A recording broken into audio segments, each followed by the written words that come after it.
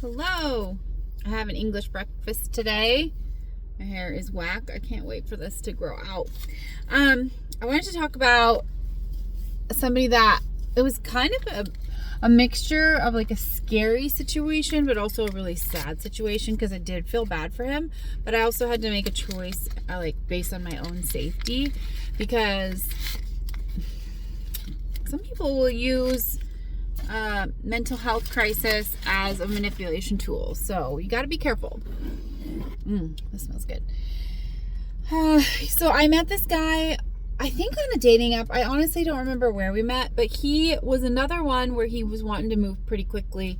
And on our first date, we did have a nice time. I remember he took me to dinner and we went shopping. I think I was getting ready for some kind of like gift exchange at work or some white elephant thing, and I had to go shopping anyway. So when he suggested going to the mall after we were done eating, I was like, yeah, that sounds nice.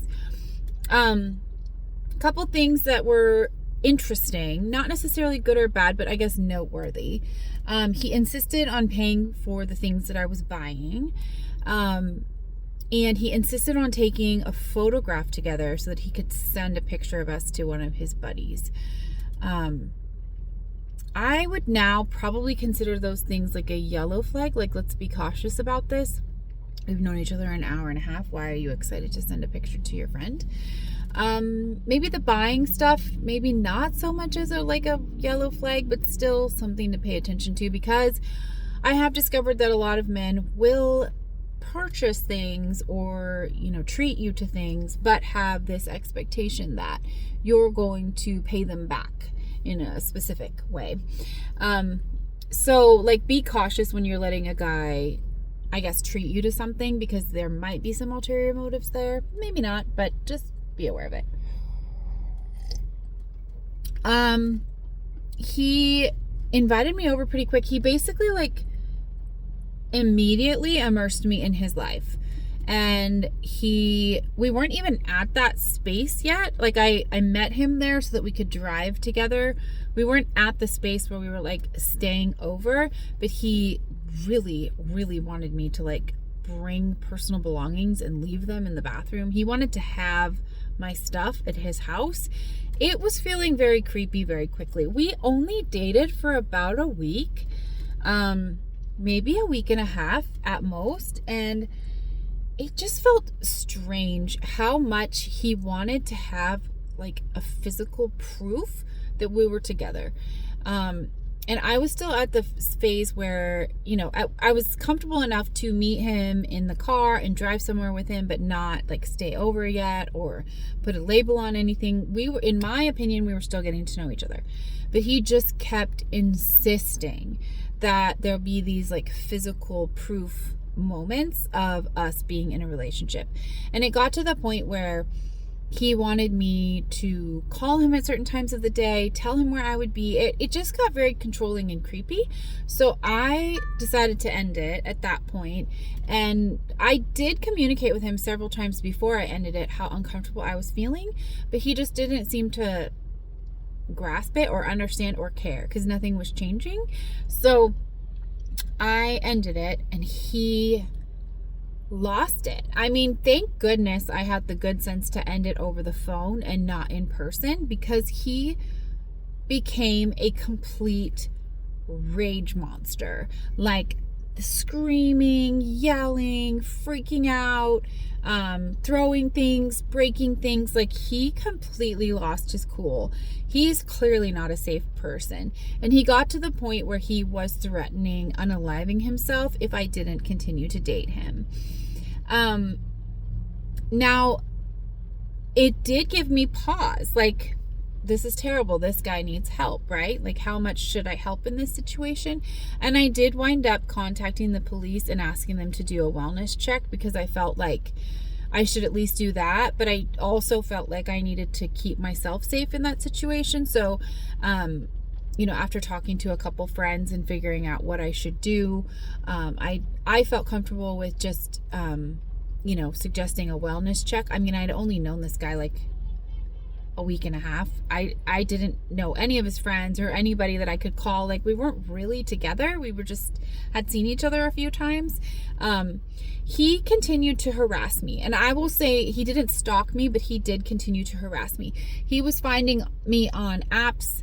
He was trying to connect on Duo, on Google Meets. Like, literally, he was finding all of my connection points and requesting connection. And he finally gave up after about 6 months, but I got some really unhinged messages from him. Apparently, he went to therapy because it was so traumatic, and his therapist diagnosed me as being controlling and abusive because I made him fall in love with me so quickly. And I mean, that's just the tip of the iceberg. The messages I got from him were pretty wild. And I mean, on part of me, I'm so glad that I stayed safe and I protected myself in that situation. But also, I do not want to laugh too much because he clearly does need help. And I hope that he has gotten that help and that nobody else has been subjected to that. But I still don't know myself if he was using all of this as a manipulation tool or if he was legitimately mentally ill. At the end of the day, in the grand scheme of things, to me, it doesn't really matter because I've determined that he's not a safe person. He's not somebody that I want to spend my time with. But sometimes I do think about it and I wonder, like, was that manipulation? Or was he, like, sick? Did he need help?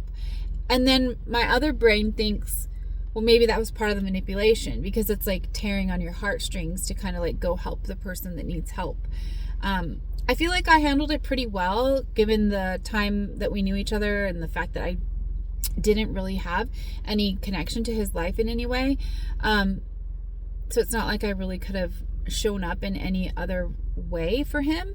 But at the same time, he clearly was expecting far too much from me too quickly, and it was an unsafe situation for me. So considering I have, kids that need me, I have to be careful with my safety, and I can't really go down this, rabbit hole of craziness. So it definitely was just another lesson that some people will use extreme measures to try to manipulate you. And that's when you have to really be centered within yourself to decide what is okay and what is not okay, and what you will accept and what you will not. And also, like, how you can still find compassion within that. Like, I can sort of laugh at the craziness of the situation while still having compassion and hoping that he's done well for himself. And if I were to ever run across him again in public, I would be cautious. If he would want to apologize or share, his mental health journey or something like that, I'd be happy to hear it, and I would feel glad that he made some progress. But I would not feel comfortable giving him my personal information or connecting in any real way again, because I just think that it's just too close for comfort at that point. And considering he had used that manipulation on me before, I don't know that I could trust him. Whether or not he's fully healthy or not, I don't feel like I could trust that he had actually found that healed place within himself. And I would always be wondering if he was faking it again. So, because clearly he didn't kill himself. He didn't even try. So, yeah. There's that. People will use some crazy tactics to try to get your attention.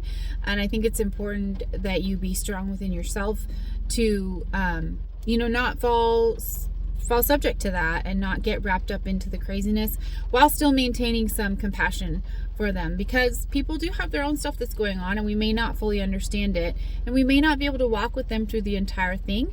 But, the fact that I didn't put up with it sends him a message that behavior is not acceptable. And the fact that I did, send somebody to check on him, lets him know that he's not completely ignored in that too.